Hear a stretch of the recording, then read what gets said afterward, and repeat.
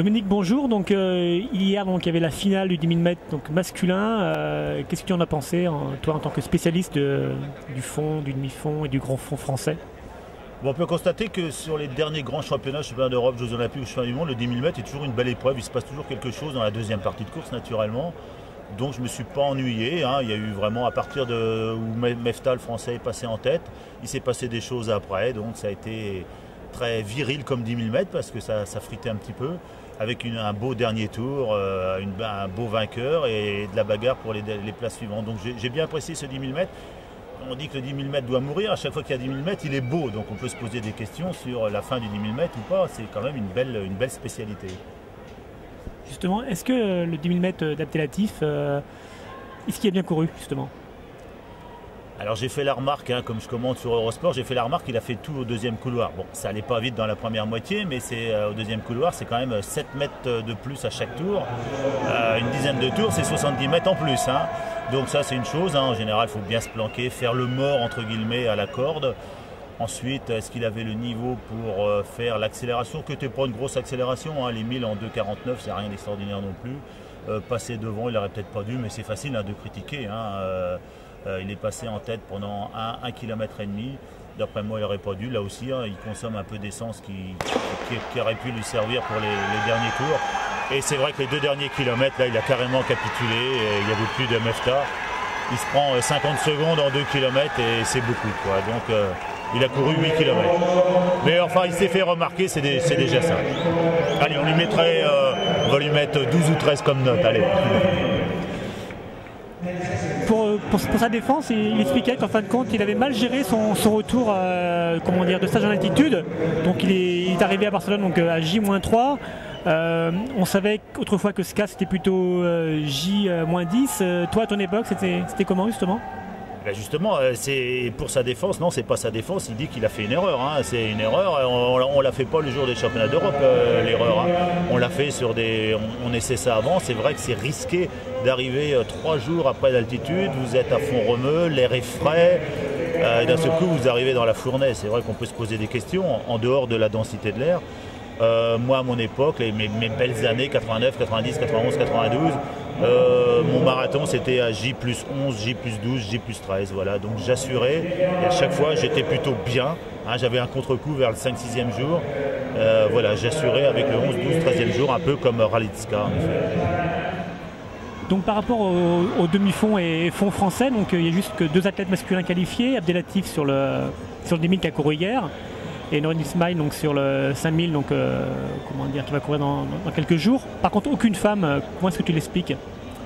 Il n'y a plus cette dynamique sur piste, il n'y a plus des entraîneurs de coureurs sur piste. C'est ce que j'avais dit dans Run Live sur la revue. Avant, on faisait des duos, un entraîneur spécifique piste avec son athlète, le Brun Pantel, etc. Ça existe. Le Daras Prianon, tout ça, ça n'existe plus. Annette Sergent, Rosa Murcia faisaient que de la piste, on n'allait pas sur route. Maintenant, le moindre coureur, dès qu'on dépasse le 1500 mètres, c'est-à-dire un coureur de 3000, 5000, à un moment ou un autre, il va sur route. Et dès que vous allez sur route, vous annulez vos qualités de vitesse, ça c'est sûr et certain. Vous revenez en arrière pour refaire de la piste, donc vous perdez du temps. Je ne dis pas que Mefta, il a fait des courses sur route, parce que chez moi, dans la Sarthe, je l'ai vu prendre le départ d'un semi-marathon. Même si c'est des semi-marathons d'un niveau modeste, on n'a rien à faire sur un 20 km route, par exemple, pour faire du 10 000 mètres.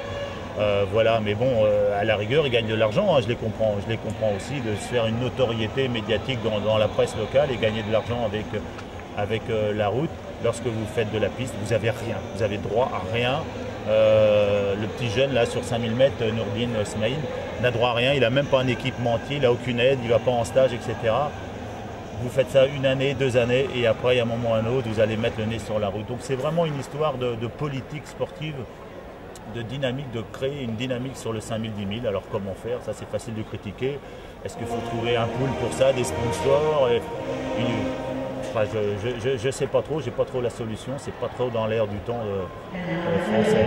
C'est culturel chez nous. C'est dommage parce qu'on voit bien que le demi-fond britannique est en train de renaître. On voit le demi-fond aux États-Unis en train de renaître. Alors pourquoi pas chez nous en France, en dehors du fait de la Légion? Imaginons que tu puisses avoir une activité au sein de la DTN. Est-ce que toi, tu aurais des idées éventuellement à mettre en place pour relancer ce demi-fond français, ce fond et ce français? je me permettrai pas de dire que j'ai la solution. Déjà, c'est une histoire de moyens financiers ou de mettre des moyens financiers. Hein. On pourrait en effet voir ça avec un équipementier. Hein. On le voit aux États-Unis avec Nike, mais on pourrait imaginer qu'Adidas ou une autre marque en France disent tiens, on met de l'argent et on fait une académie du 5000 mètres, du 10 000 mètres de la piste. Et on regroupe des coureurs, on les met en stage ensemble. Il n'y a pas besoin d'aller à Ifran ou je ne sais pas trop où. Hein. En France, il y a moyen de faire des choses. Mais revenir sur une dynamique de groupe et ne plus donner des budgets individuels et en lui disant, ben voilà, tu as tant d'argent, tu peux aller en stage où tu veux. Ça, il faut arrêter ça, il faut recréer une dynamique de groupe. Et puis créer des épreuves aussi. Bon, il y a mon copain Perret qui organise le 5000 mètres de Carquefou, mais ça, il faudrait en créer 6-7 en France avec 2 ou 3 10 000 mètres, 7 ou 8 5000 mètres, des 3000 mètres pour préparer le 5000, le 5000 qui prépare le 10 000. Enfin bref, faire toute une politique, une planification pour les coureurs sur piste. Tandis que là, c'est du saut de puce. Tiens, je vais faire ça et après, tiens, je vais chercher une course, je vais faire ça. Bon, enfin, il n'y a rien de programmé à l'avance, j'en suis sûr. Est-ce qu'on pourrait imaginer ce style de pôle, donc d'académie, comme tu le dis si bien, sur un site comme Forumeux, par exemple, un site permanent demi-fond français, où on pourrait donc justement avoir cet enseignement, puis cet entraînement et puis ces moyens?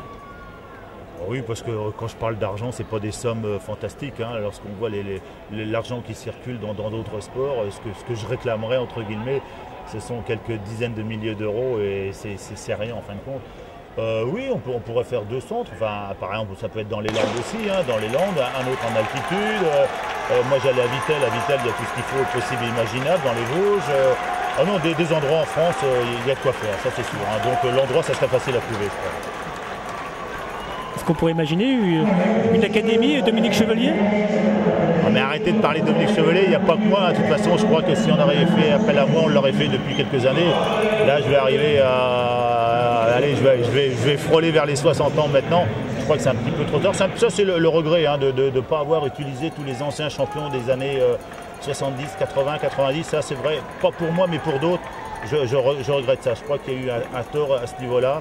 Il n'y a pas une remise en cause au niveau du staff fédéral. Alors, c'est-à-dire qu'on peut être entraîneur national depuis 20, 30 ou 40 ans et ça, c'est peut-être un petit peu dommage. Mais enfin bon, moi, je ne suis pas le président de la fédération, c'est comme ça. Et j'ai pris mon pied dans l'athlétisme d'une autre manière plus privée, si je puis dire. Merci Dominique. De rien, mais on est tous des passionnés, que ce soit un entraîneur national, un athlète ou vous, etc. Donc on est dans un monde de passionnés ici et ça c'est important dans une vie d'homme.